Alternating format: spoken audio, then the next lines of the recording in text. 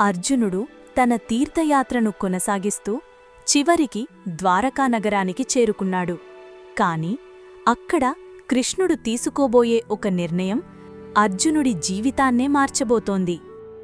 సముద్రతీరాన వెలసిన అద్భుతమైన ద్వారకానగరం, బంగారు ప్రాకారాలు, విశాలమైన వీధులు, ఎటుచూసినా యాదవ వీరులు. ఆ నగరాన్ని చూసిన అర్జునుడు కొన్ని క్షణాలు ఆ అందాలను చూస్తూ అలానే నిలబడిపోయాడు. ఎందుకంటే అది సాధారణ రాజ్యం కాదు, స్వయంగా శ్రీకృష్ణుడు నివసిస్తున్న నగరం.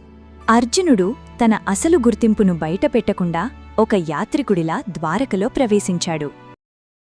కొంతసేపటి తరువాత ద్వారకకు వచ్చిన ఒక యాత్రికుడు అసాధారణ ధనుర్విద్యలో నిపుణుడిలా కనిపిస్తున్నాడని యాదవులు కృష్ణుడికి చెప్పారు. అది విన్న కృష్ణుడు చిరునవ్వు నవ్వుతూ, అర్జునుడు వచ్చాడా, ఎక్కడున్నాడు అని మనసులో అనుకున్నాడు. అతని కళ్లలో స్వల్ప ఆనందం కనిపించింది. ఎందుకంటే ఎంతో కాలం తరువాత తన ప్రియమైన మిత్రుడు ద్వారకకు వచ్చాడు. ఆ విషయం తెలిసిన శ్రీకృష్ణుడు ఎదురేగి అర్జునుడిని కౌగలించుకున్నాడు. ఆ తరువాత అతని కుశల ప్రశ్నలు, యోగక్షేమాలు అడిగి తెలుసుకున్నాడు. అర్జునుడు కృష్ణుడిని కలిసినప్పుడు వాళ్ళిద్దరూ కొన్ని క్షణాలు ఒకరినొకరు చూస్తూ నిలబడ్డారు.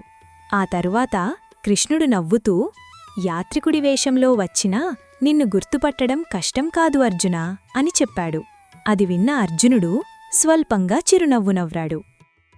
ఆ తరువాత రైవతక పర్వతమున గల ఉద్యానవనంలో అర్జునుడి కోసం ప్రత్యేకంగా విడిది ఏర్పాటు చేయించాడు కృష్ణుడు. ఆ ఉద్యానవనం చాలా ప్రశాంతంగా ఉంది. చుట్టూ పచ్చని వృక్షాలు, సువాసనలు వెదజల్లుతున్న పుష్పాలు, దూరంగా వినిపిస్తున్న సముద్ర అలల శబ్దం. అర్జునుడు కొన్ని రోజులపాటు అక్కడే విశ్రాంతి తీసుకున్నాడు. ఆ సమయంలో ద్వారకలో ఒక మహోత్సవం జరుగుతోంది. యాదవులంతా రైవతక పర్వతానికి చేరుకుంటున్నారు. శంఖనాదాలు, మంగళ వాయిద్యాలు, ఎటు చూసినా సంబరాలే. అప్పుడే ఒక రథం నెమ్మదిగా ముందుకు వచ్చింది. ఆ రథంలో నిలబడి ఉన్న యువతిని చూసి అక్కడున్న ప్రజలంతా జయజయధ్వనాలు చేశారు. ఆమె సుభద్ర. ఆమె ముఖంలోని ప్రశాంతత, ఆమె చిరునవ్వు, ఆమె కళ్లలోని సౌమ్యత, ఇవన్నీ చూసిన అర్జునుడు కొన్ని క్షణాలు ఆమె వైపు చూస్తూనే ఉండిపోయాడు. అది గమనించిన కృష్ణుడు స్వల్పంగా చిరునవ్వు నవ్వాడు. ఏమైందర్జునా? ద్వారక నచ్చిందా, లేక ఇంకెవరైనా నచ్చారా? అది విన్న అర్జునుడు చిరునవ్వు దాచుకునే ప్రయత్నం చేశాడు. కానీ కృష్ణుడికి ఇప్పటికే అన్నీ అర్థమయ్యాయి. కొద్దిసేపటి తరువాత సుభద్ర కూడా ఆ యాత్రికుడిని గమనించింది. ఎందుకో అతను సాధారణ వ్యక్తిలా ఆమె కనిపించలేదు. ఆ ప్రశాంతమైన చూపుల్లో ఏదో ప్రత్యేకత కనిపించింది. అప్పుడు కృష్ణుడు మృదువుగా చెప్పాడు, ఆ యాత్రికుడు సాధారణ వ్యక్తి కాదు సుభద్ర. అది విన్న సుభద్ర ఆశ్చర్యంగా కృష్ణుడివైపు చూసింది. ఆ రోజు తరువాత కృష్ణుడు అర్జునుణ్ణి తరచూ తనతో పాటు తీసుకెళ్లసాగాడు.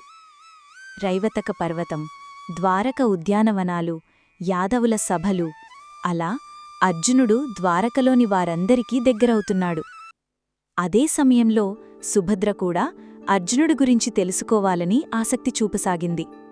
అది గమనించిన కృష్ణుడు ఒకరోజు చిరునవ్వుతో చెప్పాడు, సుభద్ర, మన అతిథికి ద్వారక చూపించవా? అది విన్న సుభద్ర స్వల్పంగా చిరునవ్వు నవ్వింది. అర్జునుడు కూడా నిశ్శబ్దంగా కృష్ణుడివైపు చూశాడు.